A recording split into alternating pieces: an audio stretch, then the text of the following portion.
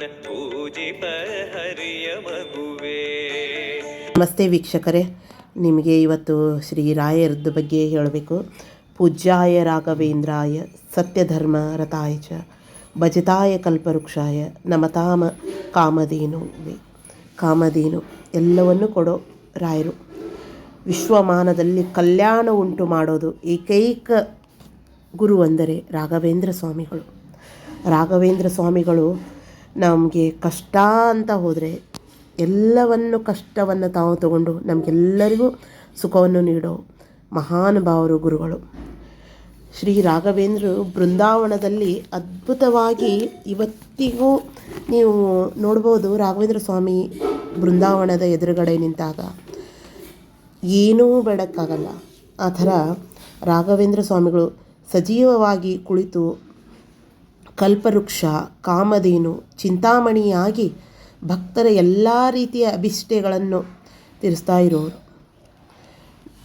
ಭಕ್ತರ ಸೇವೆಗಳನ್ನು, ಪ್ರಾರ್ಥನೆಗಳನ್ನು ತಿಳಿದು ಅವರ ಅಭಿಲಾಷೆಗಳನ್ನು ಪೂರ್ತಿಗೊಳಿಸ್ತಿರುವ ಈ ಇಹಲೋಕದ ಸಮಸ್ತ ಸುಖ ಸಂಪತ್ತುಗಳನ್ನು ಕೊಟ್ಟು ಪರಲೋಕದ ಹಾದಿಯಲ್ಲಿ ಎಲ್ಲರಿಗೂ ಸೇರಿಸುತ್ತಾ ಮೋಕ್ಷವನ್ನು ಕರುಣಿಸುತ್ತಿರುವ ಸಮರ್ಥ ಹೊಂದಿರುವವರು.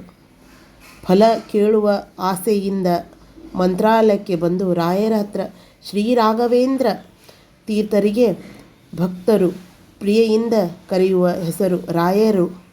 ಅನನ್ಯ ಭಕ್ತಿಯ ಸೇವಿಸಿ ನಿರಾಸೆಯಿಂದ ಯಾರೂ ಕೂಡ ಇವತ್ತಿನವರೆಗೂ ಬಂದಿಲ್ಲ.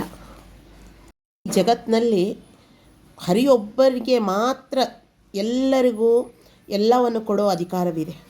ನಿಮಗೆಲ್ರಿಗೂ ಗೊತ್ತಿರೋದು ಶ್ರೀಹರಿಗೆ ಮಾತ್ರ. ಯಾಕಂದರೆ ಬ್ರಹ್ಮನು ಸೃಷ್ಟಿಯನ್ನು ರಚಿಸ್ತಾನೆ, ಹರಿಯು ಪಾಲಿಸ್ತಾರೆ, ರುದ್ರನು ಲಯಕರ್ತನು. ಆದರೆ ಹರಿಯ ಅಪ್ಪಣೆಯ ಮುಖಾಂತರ ಶ್ರೀರಾಯರಿಗೆ ಮಾತ್ರ ಈ ಜಗತ್ತಿನಲ್ಲಿ ನಮ್ಮೆಲ್ಲರಿಗೂ ಒಳ್ಳೆಯದನ್ನು ಮಾಡೋ ಅಧಿಕಾರನ ಕೊಟ್ಟಿದ್ದಾರೆ. ಅದೇ ಥರ ಮುಖ್ಯ ಪ್ರಾಣದೇವರು ಕೂಡ ಅಲ್ಲಿ ನೋಡ್ಬೋದು. ರಾಯರ ಜೊತೆ ನಮ್ಮ ಎಲ್ಲ ಸಂಕಟಗಳನ್ನು ವಿಮೋಚನೆ ಮಾಡುವವರು. ಅದು ಅದ್ಭುತವಾದ ಶ್ರೀ ರಾಘವೇಂದ್ರ ಸ್ವಾಮಿಗಳು. ಎಷ್ಟು ಹೇಳಿದರೂ ಕಡಿಮೆ. ಅವರ ಪ್ರಥಮ ಬದುಕಿನ ಬಗ್ಗೆ ನಾನು ಹೇಳ್ತೀನಿ ನಿಮಗೆ. ಶತಮಾನಗಳಿಂದ ವೃಂದಾವನದಲ್ಲಿ ಭಕ್ತರ ಕೋರಿಕೆಗಳನ್ನು ತೀರಿಸುತ್ತಾ ಶ್ರೀ ರಾಘವೇಂದ್ರ ಸ್ವಾಮಿಗಳು ಇದ್ದಾರೆ. ಮೃತ್ತಿಕಾ ವೃಂದಾವನದಲ್ಲಿ ಸಜೀವವಾಗಿ ಅನುಗ್ರಹವನ್ನು ಸ್ವಾಮಿ ಎಲ್ಲರ ಕೋರಿಕೆಗಳನ್ನು, ನಮ್ಮ ಎಲ್ಲ ಕಷ್ಟ ಕಾರ್ಪಣ್ಯಗಳನ್ನೆಲ್ಲವನ್ನು ದೂರು ಮಾಡಿ ನಮಗೆಲ್ಲರಿಗೂ ಸುಖವನ್ನು ನೀಡ್ತಾ ಇರೋ ಶ್ರೀಹರಿಯೇ ಅವತಾರವೇ ರಾಘವೇಂದ್ರ ಸ್ವಾಮಿಗಳು. ಅದ್ಭುತವಾಗಿ ರಾಯರು ಎಲ್ಲವನ್ನು ನಮಗೆ ಕೊಡ್ತಾ ಇರೋರು. ನೀವು ಏನು ಕೇಳಿದರೂ ಕೂಡ ಇಲ್ಲ ಅಂತಿಲ್ಲ. ಆರೋಗ್ಯ, ಐಶ್ವರ್ಯ, ವಿದ್ಯೆ, ಮೂಲವಾಗಿ ವಿದ್ಯೆಗೋಸ್ಕರ ರಾಯರನ್ನೇ ಪ್ರಾರ್ಥನೆ ಮಾಡಬೇಕು. ಅದು ಮುಂದೆ ಹೇಳ್ತೀನಿ ನಾನು ನಿಮಗೆ ರಾಯರ ಬಗ್ಗೆ, ವಿದ್ಯೆಯ ಬಗ್ಗೆ. ರಾಯರು ಏನೆಲ್ಲ ನಮ್ಮನ್ನು ಇದು ಮಾಡಿದರು ಅಂತ ಹೇಳಿ. ರಾಯರ ಪ್ರಥಮ ಅವತಾರ ಭಕ್ತ ಪ್ರಹ್ಲಾದ. ನಿಮಗೆಲ್ಲ ಗೊತ್ತಿದೆ. ಶ್ರೀ ನರಸಿಂಹಸ್ವಾಮಿ ಈ ಭೂಮಿಯ ಮೇಲೆ ವಿಷ್ಣುವ ಮೂರನೇ ಅವತಾರ. ಶ್ರೀ ಲಕ್ಷ್ಮೀ ನರಸಿಂಹ ಸ್ವಾಮಿ ಅವರು ಭೂಮಿಗೆ ಬಂದಿದ್ದು ರಾಯರಿಗೋಸ್ಕರ, ಭಕ್ತ ಪ್ರಹ್ಲಾದರಿಗೋಸ್ಕರ. ಶ್ರೀ ರಾಘವೇಂದ್ರ ಸ್ವಾಮಿ ಪ್ರಥಮ ಅವತಾರ ಭಕ್ತ ಪ್ರಹ್ಲಾದನಾಗಿ ಶ್ರೀ ನರಸಿಂಹ ದೇವರನ್ನು ಪ್ರತ್ಯಕ್ಷವಾಗಿ ಕಂಬದಿಂದ ಅವತರಿಸಿದರು. ಆಗ ಪ್ರಹ್ಲಾದರಾಜರು ಆಗಿ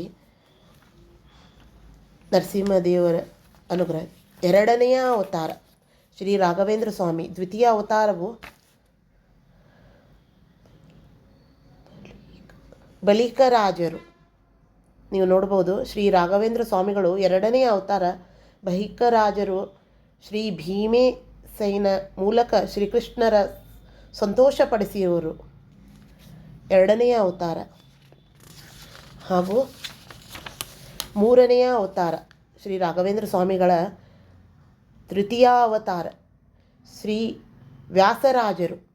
ಶ್ರೀ ರಾಘವೇಂದ್ರ ಸ್ವಾಮಿಗಳ ಮೂರನೇ ಅವತಾರ ವ್ಯಾಸರಾಜರು. ಶ್ರೀ ಕೃಷ್ಣದೇವರಾಯರ ಕರ್ನಾಟಕದ ಸಿಂಹಾಸನವನ್ನು ಆಳಿದ ವ್ಯಾಸರಾಯರ ಗುರುಗಳು. ಕೃಷ್ಣದೇವರಾಯರ ಪರಮಗುರು ಆಗಿದ್ದರು ವ್ಯಾಸರಾಯರು.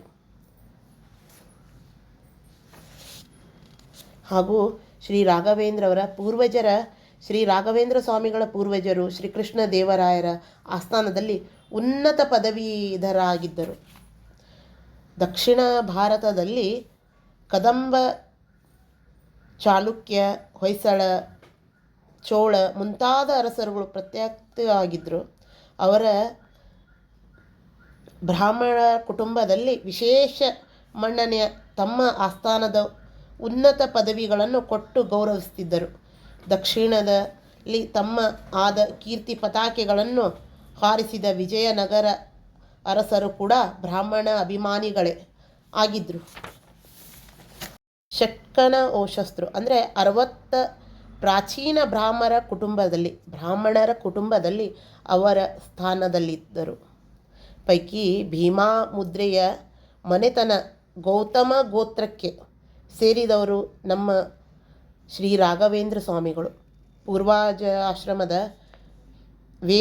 ವೇದಾಂತ ವಿದ್ಯೆ ಪಾರಂಗತರ ಕೃಷ್ಣ ಭಟ್ಟರೆಂಬ ದೊಡ್ಡ ವೀಣಾ ಪಂಡಿತರಾಗಿದ್ದ ಕಲಾಪೋಷಕನಾದ ಶ್ರೀ ಕೃಷ್ಣದೇವರಾಯರ ಆಸ್ಥಾನದಲ್ಲಿ ಕನಕಾಚಲ ಭಟ್ಟರು ಪುತ್ರ ವೀಣಾ ತಿಮ್ಮಣ್ಣ ಭಟ್ರು ಇವರ ವಂಶಸ್ಥರು. ಪಾಂಡಿತ್ಯವನ್ನು ತಲೆಮಾರದಿಂದ ಬಂದಿದ್ದು ಮನೆತನದಲ್ಲಿ.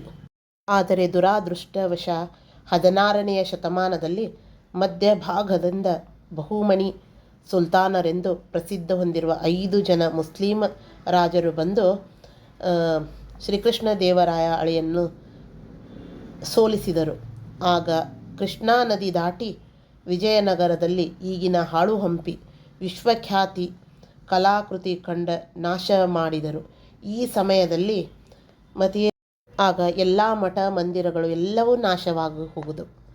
ಆಗ ರಾಜಾಶ್ರಯ ತಪ್ಪಿಸಿ ವಿದ್ಯಾಸ್ವರ ಕಲಾಕಾರರು ಮುಂತಾದರು ಎಲ್ಲರೂ ಬೇರೆ ಬೇರೆ ಊರಿಗೆ ಹೋದರು.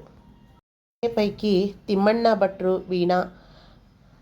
ವೀಣಾ ತಿಮ್ಮಣ್ಣ ಭಟ್ರು ಅವರು ಕೂಡ ದೂರ ಊರಿಗೆ ಕುಂಭಕೋಣಕ್ಕೆ ಬಂದರು. ಪ್ರಾಚೀನ ಶ್ರೀ ಮಧ್ವಾಚಾರ ಮೂಲ ಮಹಾಸ್ಥಾನ ಪರಂಪರೆಯ ದಕ್ಷಿಣಾದಿ ವಿದ್ಯಾಮಠ ಶ್ರೀ ಸುರೇಂದ್ರ ತೀರ್ಥರೆಂಬರು ಆಗಿನ ತಂಜಾವೂರಿನ ರಾಜನಾದ ಶ್ರೀರಂಗ ದೇವರಾಯರ ಆಧಾರದಲ್ಲಿ ಹೊಂದಿ ವೈದಿಕನೆಂದು ಉರುಗಲಾಗಿತ್ತು. ಶ್ರೀ ಸುರೇಂದ್ರ ನಂತರ ಶ್ರೀ ವಿಜಯೇಂದ್ರರು ಹಾಗೂ ಶ್ರೀ ವಿಜಯೇಂದ್ರ ನಂತರ ಶ್ರೀ ಸುರೇಂದ್ರ ಕುಂಭಕೋಣ ಮಠ ವಿದ್ಯಾ ಸಾಮ್ರಾಜ್ಯಕ್ಕೆ ಅಧಿಪತಿಗಳಾದರು. ಇವರ ಕಾಲದಲ್ಲಿ ತಂಜಾವೂರು ಚೊಯ್ಯಪ್ಪ ನಾಯಕ ಆಳುತ್ತಿದ್ದನು. ಅವನು ಕೂಡ ಶ್ರೀ ವಿಜಯೇಂದ್ರರು ಶ್ರೀ ಸುರೇಂದ್ರರನ್ನು ಬಹು ಆದರಿಸುತ್ತಿದ್ದರು. ಆ ರಾಜ ಆಶ್ರಯಕ್ಕೆ ಬಂದ ತಿಮ್ಮಣ್ಣ ಭಟ್ಟರು ಬ್ರಾಹ್ಮಣರದಲ್ಲಿ ಧರ್ಮಪತ್ನಿಯಾದ ಗೋಪಿಕಾಂಬೆಯೊಂದಿಗೆ ನೆಮ್ಮದಿಯಾಗಿ ಜೀವನ ಸಾಗಿಸುತ್ತಿದ್ದರು. ಅವರ ಗುರು ರಾಜನೆಂಬ ಮಗನೂ ವೆಂಕಟಾಂಬೆ ಎಂಬ ಮಗಳು ಇದ್ದರು. ತಿಮ್ಮಣ್ಣ ಭಟ್ರು ತಮಗೆ 2 ಮಕ್ಕಳಿದ್ದರೂ ಕೂಡ ಇನ್ನೊಬ್ಬ ಮಗ ತಪಸ್ವಿಯಾಗಿರಬೇಕು ಎನ್ನೋ ಆಸೆಗೋಸ್ಕರ ಶ್ರೀನಿವಾಸ ತಿರುಮಲಕ್ಕೆ ಬೆಟ್ಟದ ಮೇಲೆ ಹೋಗಿ ಅಲ್ಲಿ ಸೇವೆಯನ್ನು ಸಲ್ಲಿಸ್ತಾರೆ. ತಮಗೆ ಇನ್ನೊಂದು ಮಗು ಶ್ರೀಹರಿಯ ಅವತಾರವಾಗಿರಬೇಕು ಅಂತ ಕೇಳೋಕ್ಕೆ. ಅದ್ಭುತವಾಗಿ ನೀವು ಇದನ್ನೆಲ್ಲ ಕೇಳ್ಬೋದು. ಮತ್ತೆ ನಾಳೆ ನಾನು ಮತ್ತೆ ಹೇಳ್ತೀನಿ, ಕೇಳಿ. ಶೇರ್ ಮಾಡಿ ಕಮೆಂಟ್ ಮಾಡಿ ಮತ್ತು ಬೆಲ್ ಐಕಾನ್ನ ಪ್ರೆಸ್ ಮಾಡಿ. NG ಚಾನೆಲ್ನ ಮರದೇ ನೋಡಿ. ಬಾಯ್.